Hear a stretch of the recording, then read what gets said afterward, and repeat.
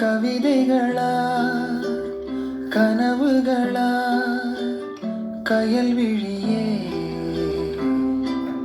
நான் நிகழ்வதுவா கடந்ததுவா